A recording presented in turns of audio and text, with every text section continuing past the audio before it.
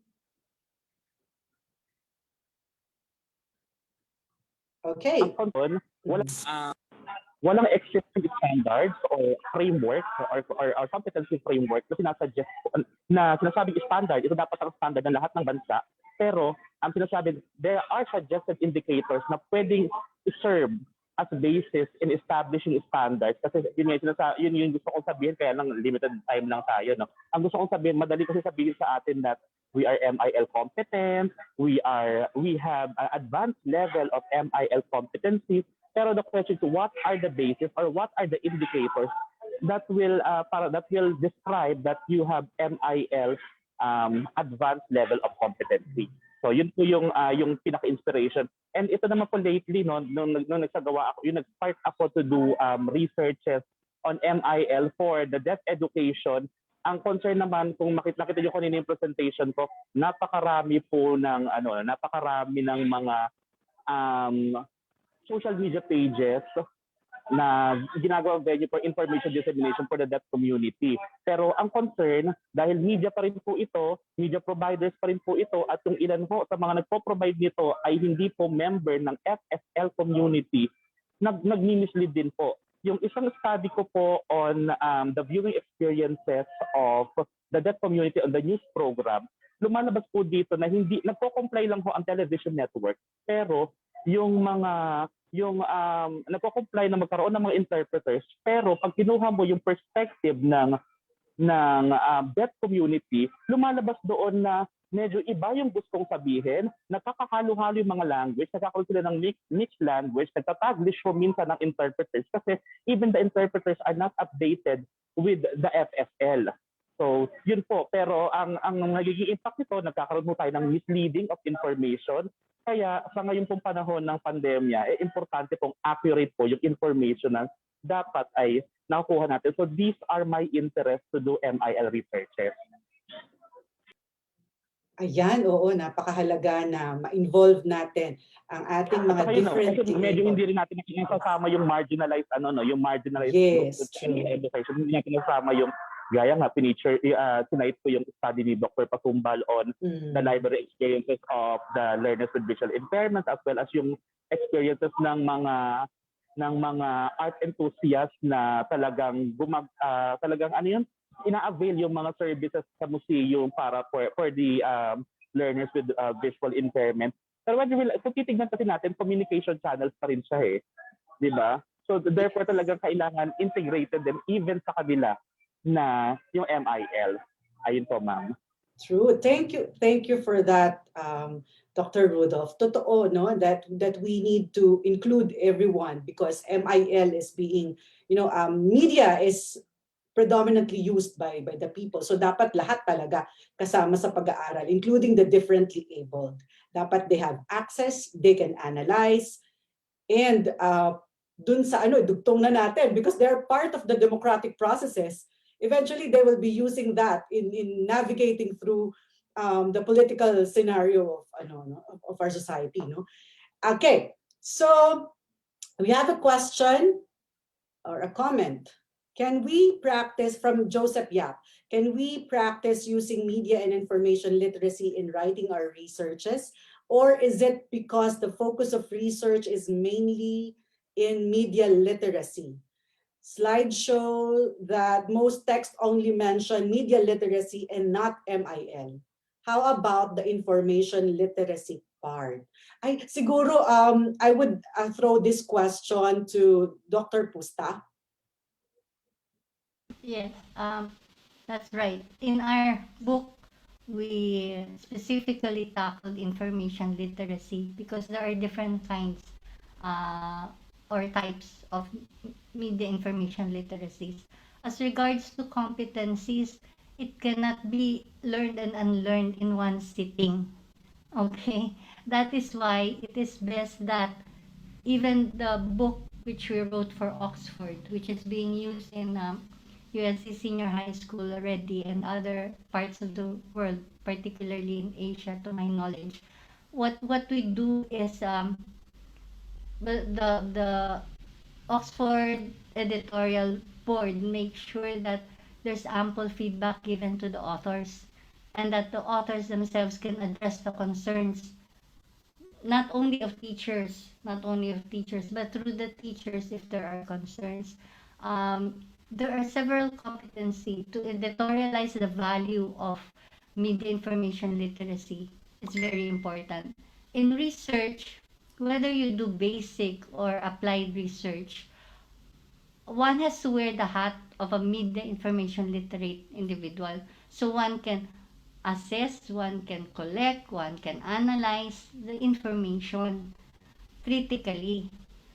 Not only to the audience that they are addressing, but more importantly to the greater good of society. That's what even the United Nations has perpetually emphasized that.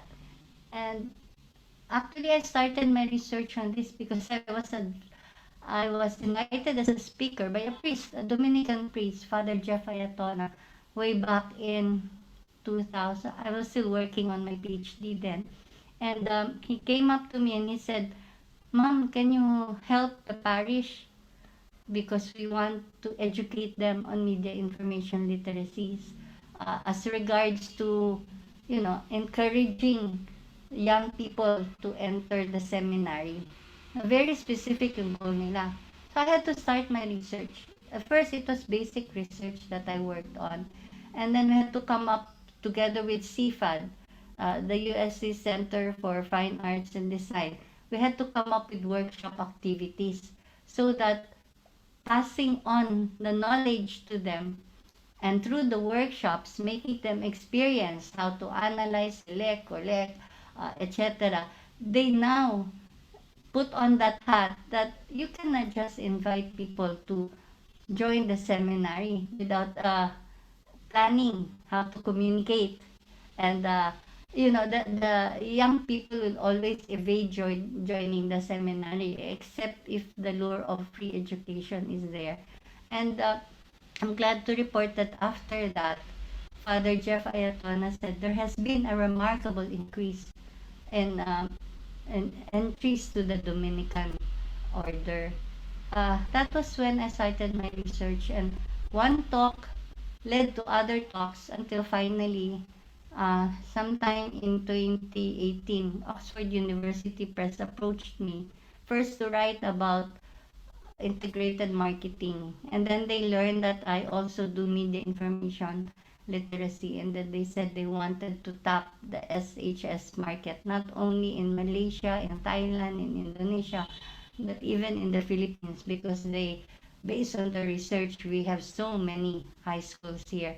And I said, yes, it would be a pleasure, but I cannot solely author the book. I want to work collaboratively. And they got Dr. Veronica Isla of the University of Asia in the Pacific. The On the question of should there be a separate subject, there is already a subject with a CHED prescribed syllabus upon which we patterned, or we had to make sure that our book was compliant to the CHED. That subject exists already and it runs across all, whether your STEMs, it runs across all, because all these disciplines and all these industries in the future will need to be armed with tools and competencies. Thank you. Thank you, Ma'am Doc Pusta. May ano lang ako, may question lang ako follow-up. How young, because media literacy is a life skill. Now, how young should we teach media and information literacy? That's a very good question. I'm a grandmother of 3. And I started inculcating MIL already to my 4-year-old. He is now in grade 3, so he's turning 9. And my daughter, knowing that I'm an educator, I allow her to run the educational platform for my grandsons. But because Samuel saw me writing the book, he even saw the book itself, and he said, "Well, Mimi, you're an author." And then I said, "Yes." And then he goes, "Why don't you write for us?" But I'm a collegiate professor. I'm not an elementary teacher. So I said, this is how I teach them. We play games. We watch videos together. I explain to them. I ask Basically, just asking questions, probe and probe and probe, until I can abstract from them and put in the theories and the concepts gradually. That was how I taught my own daughter. And I'm proud to say that she emerged not only a good SciComm graduate of UP with 3 sons. And my second grandson, Daniel, is already into school. And Krish has chosen this curriculum for Daniel. And the same thing, because Daniel loves to watch YouTube videos. So I make it a point to sit down with him and watch it with him. So I can explain why this video is not good if there are images of violence in it. And then the parents will ask him to stop watching it and to move on to other shows. I watch programs on television with them too. And that's how and when I explain. When every time we go out prior to the pandemic, they get exposed to billboards and ads, and I explain to them. So it should start as early as possible. And it's the role that parents, that's why we encourage the parents to join with the senior high professor, who by the way is my prodigy. He's a graduate of our ABCom program, and I chaired his thesis proposal. He's teaching MIL, and I told him to connect with parents. Connect with parents because this will never be successful. It's the parents who are the first teachers.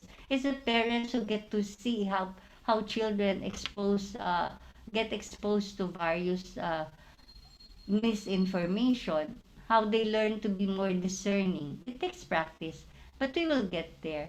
Uh, but my student toured with Dr. Joey and the rest of the team to the United States as well.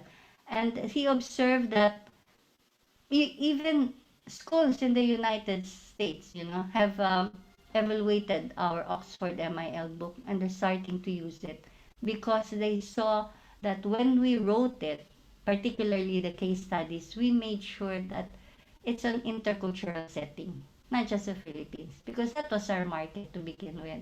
That is why you have to begin with basic research before you shift to applied research.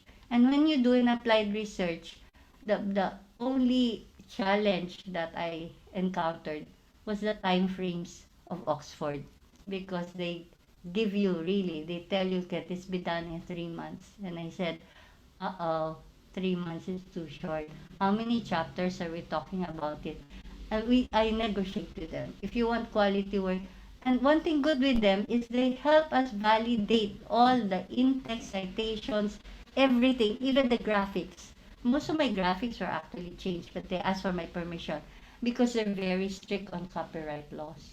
That's why I love working with Oxford. Sorry, promotion.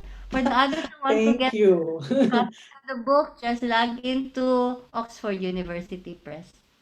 All right. Thank you, Doc Pusta, for sharing with us your experiences working with Oxford. Sana kami din. Sana all. So ngayon po, napaka-importante yung minention ni Dr. Pusta, na we should be training our kids. No, as young as 4 years old, 2 years old, they have access to these gadgets. So dapat alam na nila to be media and information literate. So this is a challenge to our elementary teachers. Sana meron nandito, and also to our parents, sana may mga parents and elementary teachers tayong kasama ngayon nanonood sa atin. Magandang challenge yun, to do more research on it and to teach MIL to young kids. Now we have questions for Dr. Mora. First question is from James Vicente Castellanes, Escarti. How can we lessen misinformation, because the public is dependent on media, no? And okay, misinformation for the government yata ito. Okay, now Dr. Mara, your turn. Good afternoon, Miss Melinda. I'm very glad. Nakikita ko daming questions, ano? Parang hindi ko, wala yata tayong time para masagot lahat. Superstar But ka, may anyway, kasunod pa pala dito eh. Oh. Daming questions eh.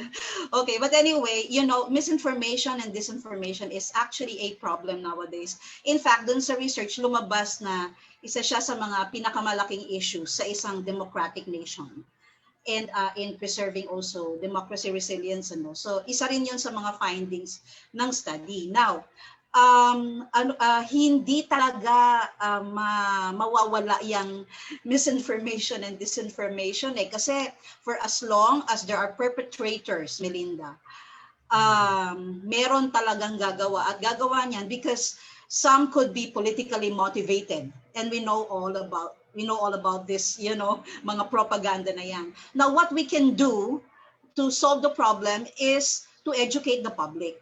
So, kailangan talaga maging media and information literate ang mga netizens, okay?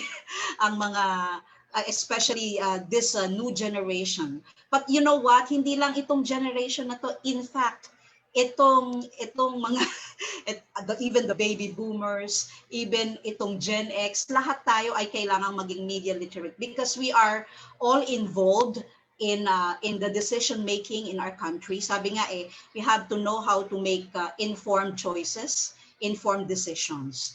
So, dun sa tanong na masosolve ba ang problem sa misinformation, ang solution is media literacy, MIL. Pero I don't think now we can really do away with it. Because right now, sabi nga eh, a lot of perpetrators are using misinformation and disinformation tactics for their own political ends or sa mga agenda nila, no? Yeah. That's how I would answer that. True. We cannot control their propaganda machinery, but what we can control is how people will react to that. Thank you, Dr. Mora. We have a question here. Is there a correlation between democracy resilience and media literacy? And how was it established in your study? Parang pinakita mo naman yun kanina yung correlation matrix mo. Yeah. Actually, okay, for the information of everyone, yung ginawa kasi naming study is we made use of the mixed method. So ito ay we made use of the FGD, and then to validate the FGD results, meron din kaming survey. So ang respondents namin dito ay mga civic journalists from Luzon, Visayas, and Mindanao, Melinda. Okay, so regarding the question, actually, dahil kami ay gumamit ng MSD theory ni Sandra Bolrokich, ang significant correlation na nakita namin is yung public's democracy resilience perception din being connected to the public's patriotism, trust, and optimism. Ibig sabihin, kung ang public daw ay talagang mataas ang patriotism at ang trust sa government, then the chances are yung democracy resilience ay mataas din. Now, pertaining yung relasyon ng media literacy at saka democracy resilience, yan ay may mas nasagot sa aming qualitative, ano? And from the very lips and mouth of our civic journalists, sila na mismo ang nagsabi na nagkakaroon tayo ng problema on democracy resilience because of yung kakulangan ng MIL or media education ng mga tao, which leads to the findings that kapag ang public daw ay media literate, hindi madaling maloko, marunong mag-discern ng information, have the ability to make informed choices and decisions, then yung ating democracy resilience ay magiging mataas din. Why? Because wala namang ibang magpe-preserve ng democracy resilience kundi ang public din. Yan. So, mas naging evident yung connection ng media literacy and democracy resilience doon sa aming FGD kasi ibang variables yung kinorelate namin doon sa aming correlations, which is anchored to Sandra Bolrokich MSD theory. Okay, so that's it, Melinda. So, Dr. Mora, kapag mababa ang trust ng public sa government, mas bumababa din ang democracy resilience, tama po? So, what happens to media literacy then is kailangan nating pataasin. Yes. Is that correct? Okay. So it's also a variable that's involved in it, yes. Right. Question po. When you mentioned from Ana Raustauro, when you mentioned that the public relies on social media for information, do you mean po on information from fellow citizens who are on social or from media outlets who are present on social media? So when you say public, Melinda, para sa uh-huh, who's is this question for? Sa from akin for pa rin? you, for you, yes. You're a rock star Sorry, on akala ko the chat box. ako pa rin ba? Yes, yes.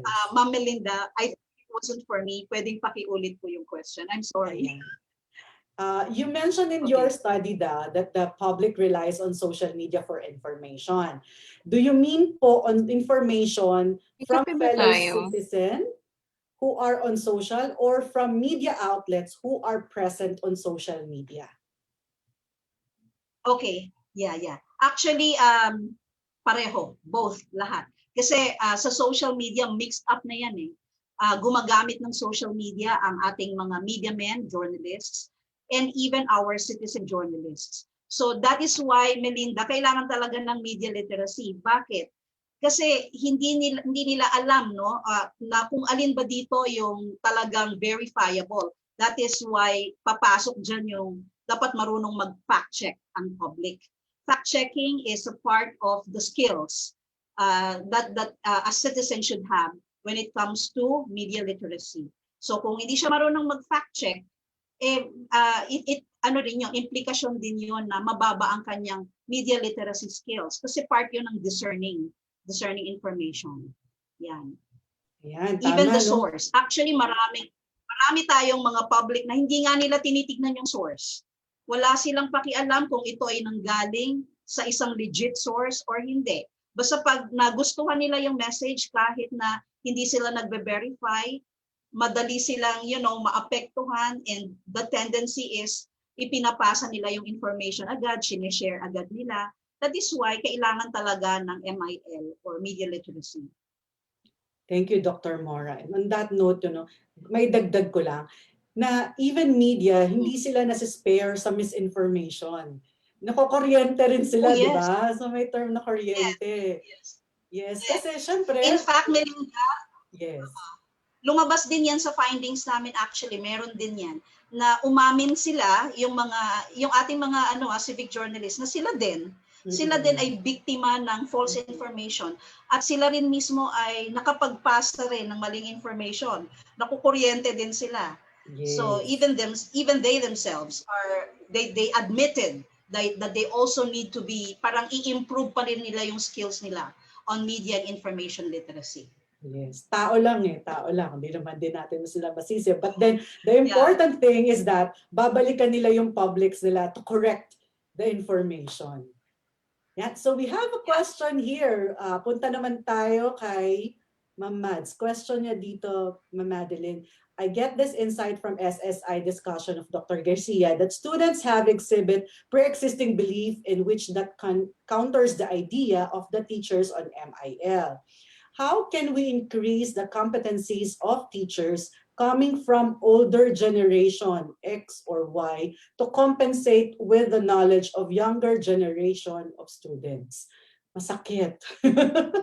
May kinalaman ng generation. Sige nga. Yes, usapang generation and age na po ito. Pero when it comes to media literacy, isipin parang nagka-come into play yung mga media needs or media literacy needs ng bawat isa, no? So, for example, most of the learners, yung shinare ng mga teachers during my focus group workshop, para sa kanila, mas mahirap mag-adapt no? Mahirap mag-adapt kung meron ng sariling pamantayan, mayroon ng sariling exposure yung mga estudyante before pa sila pumasok ng school. So, kaya mahalaga yung approach ng instruction sa media literacy would also be connecting or be able to accommodate the context of the learners. Saan sila nanggagaling? Ano yung mga media realities nila kung saan pwede tayong mag-jump off as MIL educators. Paano kaya natin mas ma-explore yung mundo nila? And I believe as MIL educators, yung role talaga natin is to facilitate the learning, the inquiry in analyzing, in criticizing media texts. So, kasabay natin itong mga learners na to na mag-inquire at suriin yung mga various messages, especially the political, socio-cultural, and economic context nitong mga media texts na to. So, mahalagang ma-mention yun dahil yung role ng facilitator in bringing forward this knowledge mismo na nanggagaling, na constructed mismo from their own experiences. And also, I would like to add, I agree dun sa unang discussion or yung mga binanggit kanina ni Dr. Gwen na it's never too early to introduce media literacy concepts, and neither hindi lang siya dapat naka-confine sa UMS or sa mga senior high school kasi yun na nga, exposed na nga sila to all these kinds of media information in ways na parang mas nauna pa silang makakilala or makahawak or maka-experience ng TikTok, for example. So may alam na sila about media. So ito yung dapat din nating sabay na pag-aralan as educators. And regarding media and information literacy, nabanggit din kanina, parang may dichotomy na nababanggit at sa usapan, information literacy and media literacy. Importante i-highlight yung integration ng dalawang distinct concepts na ito. And it's not really, parang it's not enough na maging digitally skilled or aware tayo on how we access various information or media platforms. It's also another thing, ito yung ino-offer ng media literacy or yung orientation ng media literacy is to be able to critically analyze the contextual situation or kung ano yung saan napaloob na context nag-emerge itong mga media platforms and content na ito.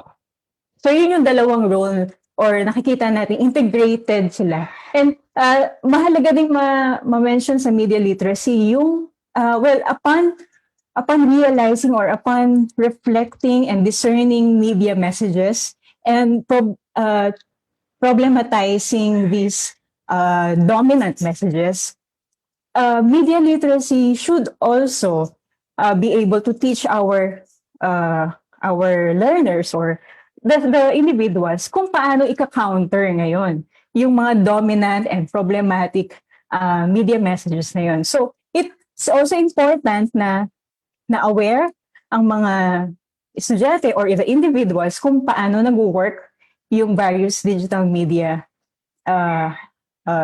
platforms or landscape. Thank you for that. You nailed it on the head when you said na importante yung critical analysis of the media. Yes, kasi nga naman, nauna na sila alam na nila paano i-navigate yung mga TikTok na yan, yung kanilang mga iPad, laptop, di ba? Pero yung pag-aanalisa, yun yung medyo kailangan tayo ang magdagdag. At hindi ibig sabihin magkakaroon ng separate curriculum for the elementary, but it should be integrated, no? Yeah, parang media literacy or MIL as a mindset po talaga. Yes. More than just a subject, more than just a course. Yes. Kasi parang, sige po. Sige po, go. So, this is parang in-share ko na rin kung bakit ako nag-start sa MIL journey ko as a researcher. Kasi when I had this media literacy course back in my master's, I was able to conduct various case studies with my friends and my relatives and some colleagues who are teaching MIL in senior high schools. So doon ko nalaman and na-realize upon hearing their stories and their individual experiences in the classroom.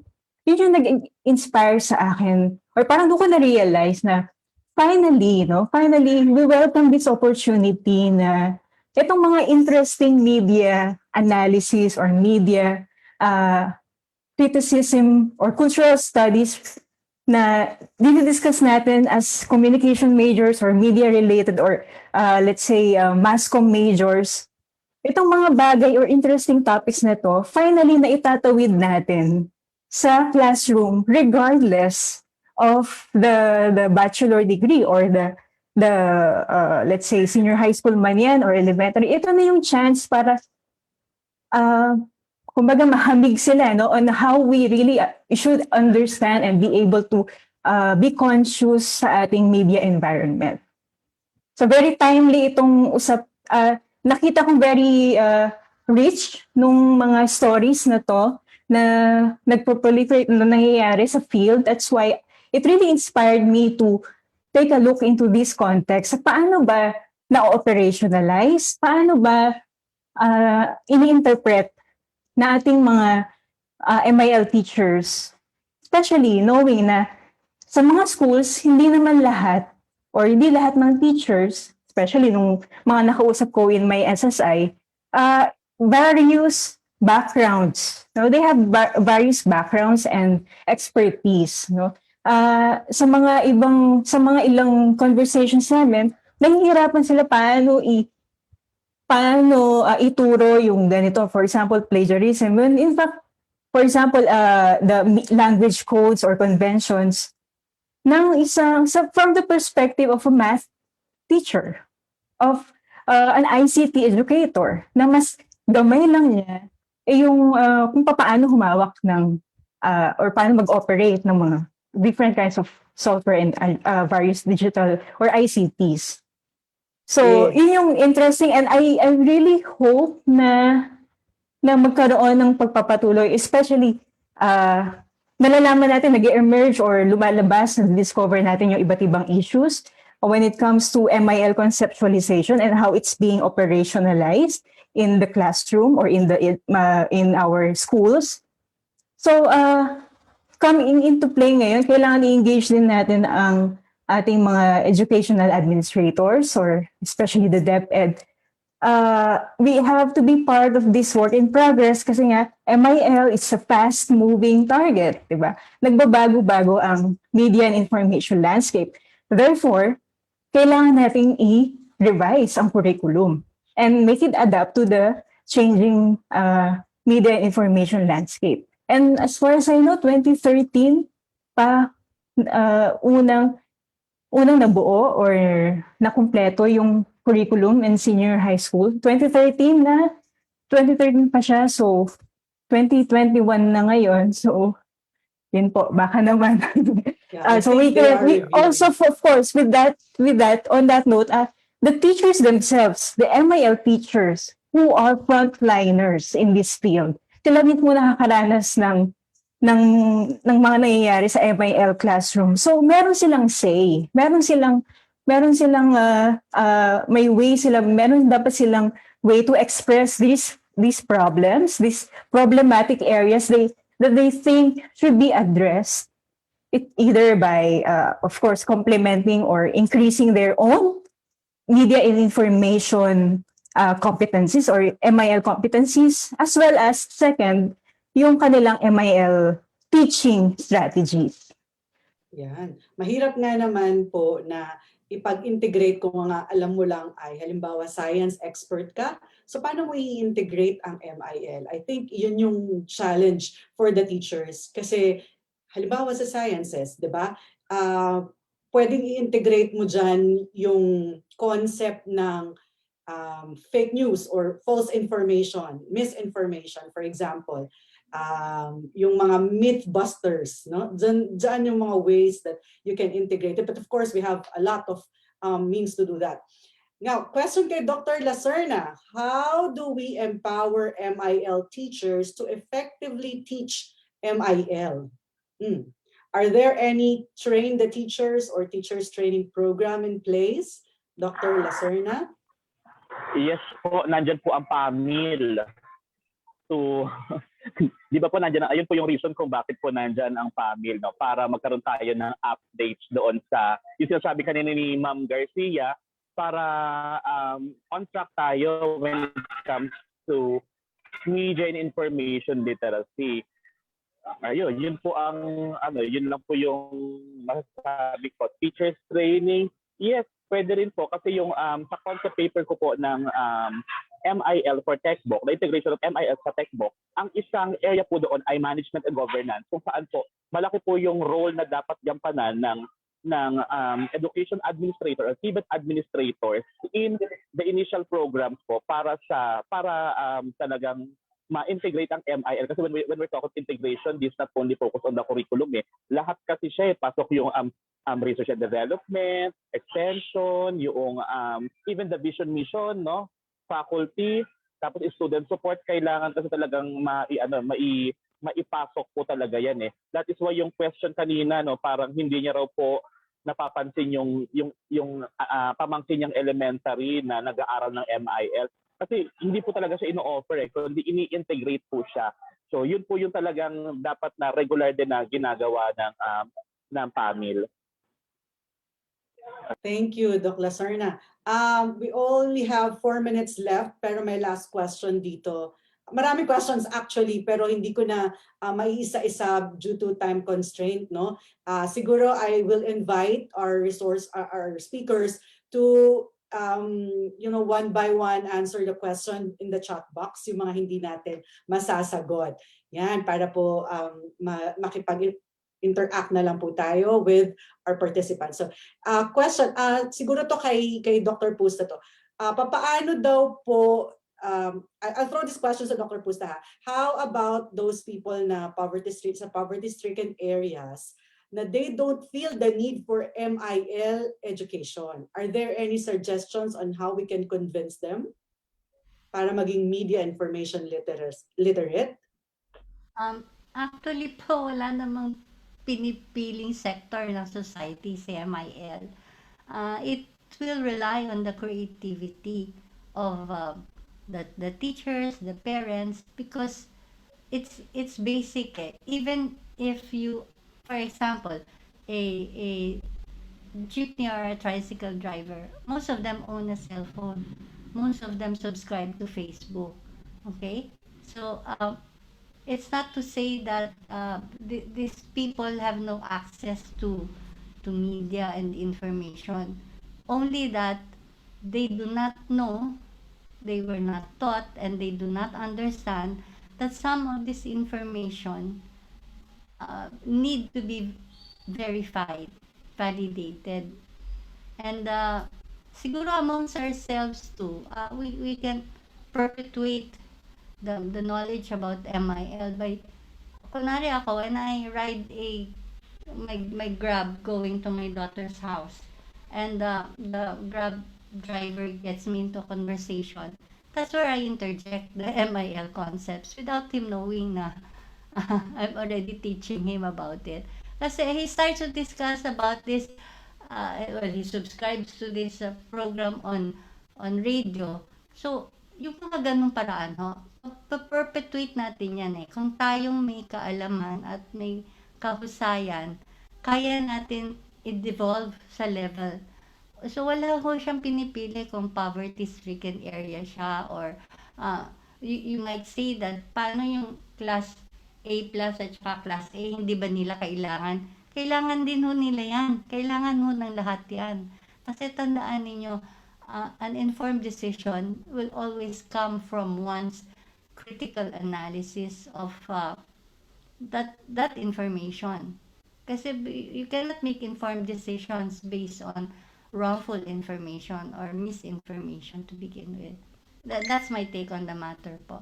So, it can be brought to their attention knowingly or unknowingly through traditional channels like the schools, like barangays, orientations, and all, public fora, town hall meeting. Marami pong kaparaanan eh. Kung talagang gusto natin, if we just take the initiative. So, we can even partner with local government because they too recognize the need for this. Dahil nasa batas na ho yan eh, nasa CHED na nga eh. So, kailangan lahat ho tayo may gampanan na tungkulin para dito. Thank you. Yan, it's I-share ko high lang po, time. yeah. Ay, sige po. Sorry po. Sige po. So mag-add lang ako sa discussion kasi recently, for example, we encounter these problems in accessing information, saan ba tayo magpapabakuna? I personally encounter this. Maraming Facebook users, talagang nag-rely sila sa information na nire-release ng LGU Facebook groups or Facebook pages. At walang ibang information channel kundi Facebook. No? So, paano ngayon malalaman ng mga communities kung saan sila magpapabakuna? So, and also, when it comes to representation ng kanilang mga issues at kanilang mga communities, kailangan natin i-increase ang ating consciousness on how our communities are being represented in these media texts or in vis-a-vis the hegemonic or yung mga dominant and prevailing media frames na, for example, sa balita. No? So, I very much agree, wala pong pinipiling socioeconomic class or demographics or age ang media and information literacy. Okay, thank you. Thank you, Ma'am Mads. We have, ang dami nating questions in the chat box right now. Request ko yung ating mga speakers to answer them. Thank you for your questions. Now, to synthesize the presentations by our distinguished MIL scholars, may we call on Dr. Jose Ruben Alagaran, the President Emeritus of the Philippine Association for Media and Information Literacy.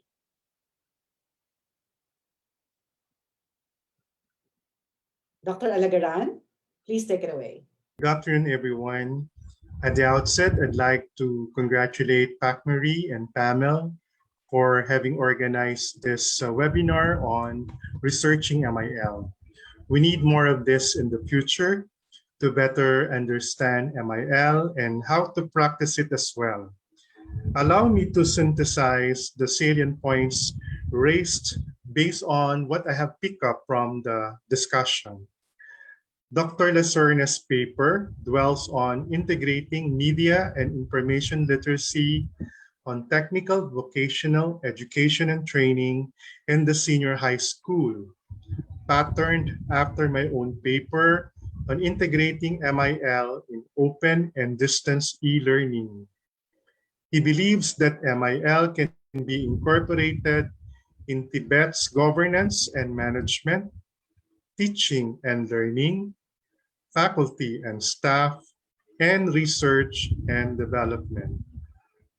This is related to Professor Garcia's socially shared inquiry in MIL in Philippine Senior High School. This time, it looks at the SSI framework as a platform for teachers' collective construction of MIL. The study discusses the challenges of understanding and teaching MIL at the individual, social, and institutional levels in the public education setting. These two studies provide fresh insights on MIL teaching and learning, especially in terms of content and pedagogy. They show that MIL needs to be further studied by teachers to make MIL teaching more effective. Understanding MIL is crucial. To apply it in everyday lives by teachers will definitely contribute to curricular reforms and materials development.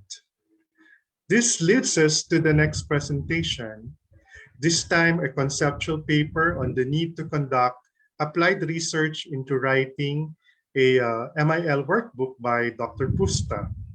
She posits that high-quality applied research must conform to the following criteria: validity, reliability, effectiveness, efficiency, and sufficiency.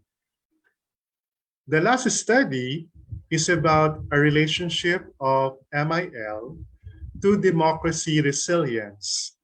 Dr. Mora cites that democratic resilience evolves from the concept of societal resilience and seeks to examine the conditions under which democracy can properly deal with disruption or disaster. Democratic resilience and media literacy are more important than ever to help audiences of all ages be responsible for the information they receive from various forms affect their decision making as media consumers. This study insights of community journalists on media literacy and democracy resilience and its possible relationship amidst the pandemic. This continuous surge of interest to study media and information literacy among researchers MIL is fast gaining ground in the country. From a relatively unknown subject at the start of the K-12 in 2016 to a more recognized concept at the height of fake news phenomenon, MIL will be a skill that needs to be embraced and acquired by everyone in a media-saturated society such as ours. A media-saturated society where people turn to media, usually social media, for information and entertainment. There is no other field where data analytics and algorithms could be best discussed. Technology courses will not be able to cover all of that, but MIL will. Thank you very much. Thank you, Doc Joey, for that synthesis. Ang ating mga participants sa Zoom, meron din silang synthesis, so may mga realizations din sila. Si Miami Ebelane, basahin lang natin, ano? As mentioned on the discussion, people rely on different media platforms for information, and that is why there are misinformation and disinformation. Sabi niya dito, can we include media influencers on a study that will analyze how they are really helping the public on media and information literacy? Good point, no? Ang dami niyan yung mga social media influencers siguro. Next time we can research on that. Do they know their role in propagating misinformation and disinformation? Also from Von Joseph Solomon, the elections are fast approaching once more, and we don't want the same scenario that took place during the past elections to happen. There's a need to be more watchful when it comes to spreading false news, rampant use of trolls and social media machinery in favor of any candidate. Very well said. Pero bago yan, bago tayo boboto, dapat tayo nakarehistro. So mag-register po tayo. From Enrica Kiambao, as an MIL teacher in senior high school, there are political issues that I believe I need to discuss with my students. But there are times when I am reluctant to discuss controversial issues they encounter in different media they consume because of the thought that teachers should be politically neutral and schools should be neutral zones. How do we train our students to be critical of the information they consume regarding these controversial issues without us teachers sounding like we are promoting our own political beliefs? Or should teachers be politically neutral in the first place? Yan, yun ang mga thoughts that we should be thinking about, no? But of course, pwede naman tayong magturo ng MIL nang hindi tayo nagiging politically oriented at the beginning, no? Para lang masanay sila to think critically for themselves. Ayan, at this point, siguro, alamin natin, where do we go from here? What can be done to educate more people on media information literacy? These questions and more will be answered by the closing message of the Philippine Association of Media Information Literacy President, Mr. Arniel Ping. Sir Arniel, please. Thank you so much, Ma'am Melinda.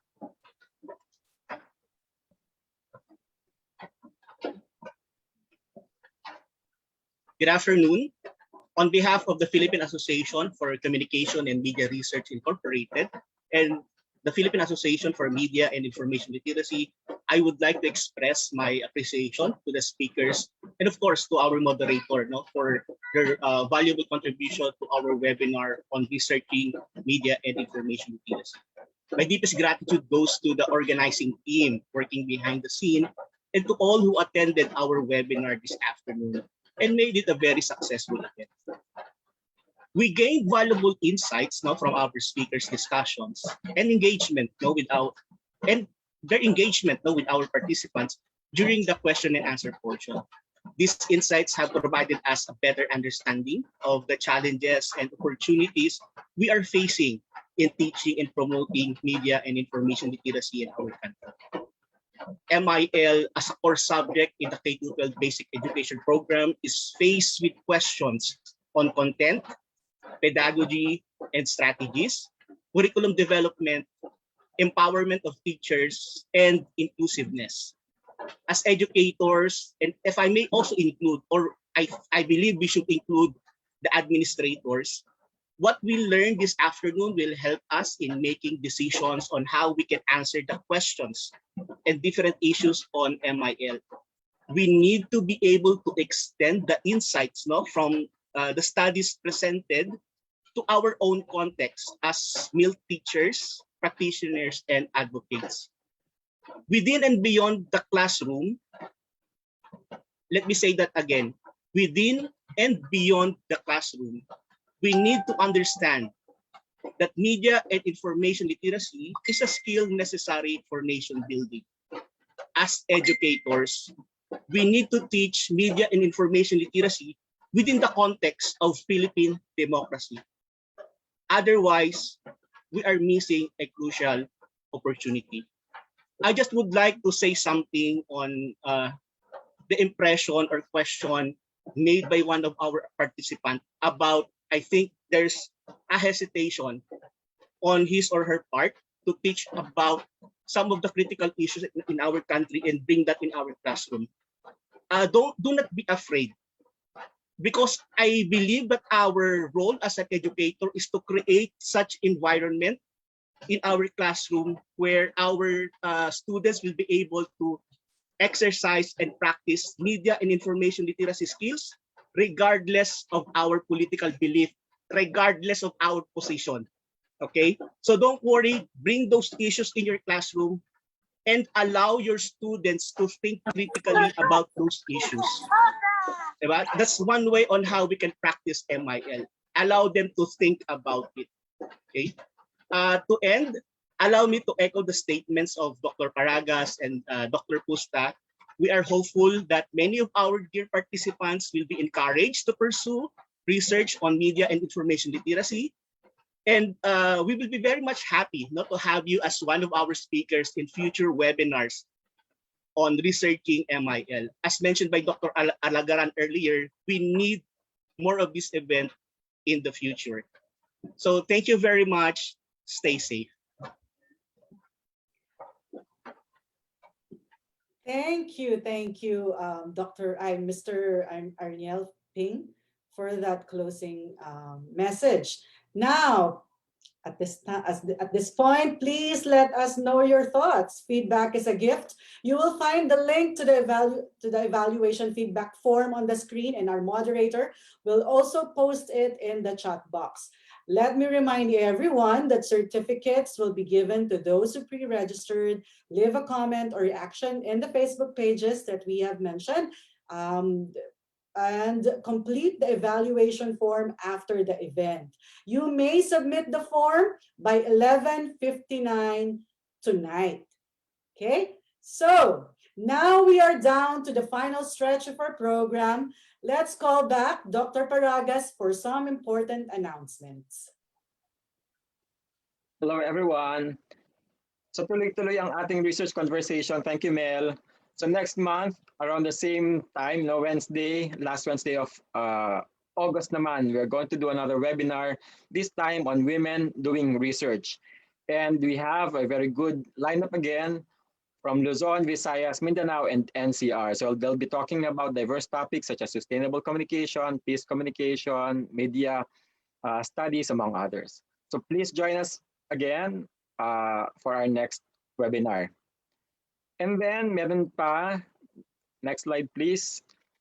Ito ang pinakamalaking event on communication research this year, the National Communication Research Conference 2021, and this is a partnership being organized by the UPCMC Department of Communication Research with the Philippine Association for Communication Educators, PACMRI, and Philippines Communication Society.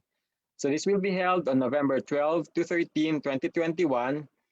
A deadline for abstracts nandyan sa aming Facebook page. The registration fees are very reasonable. And if there are 40 senior high school students from your school, then your school can become a partner school of our conference.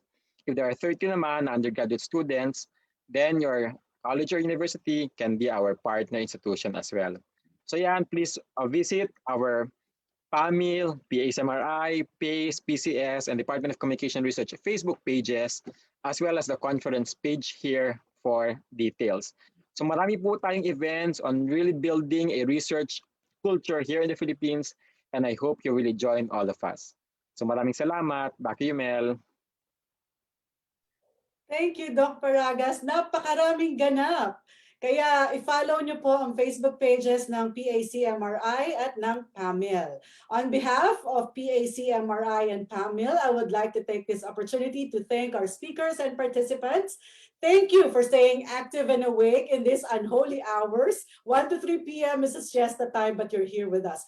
This is Melinda Quinones wishing you a great day. Keep safe, everyone.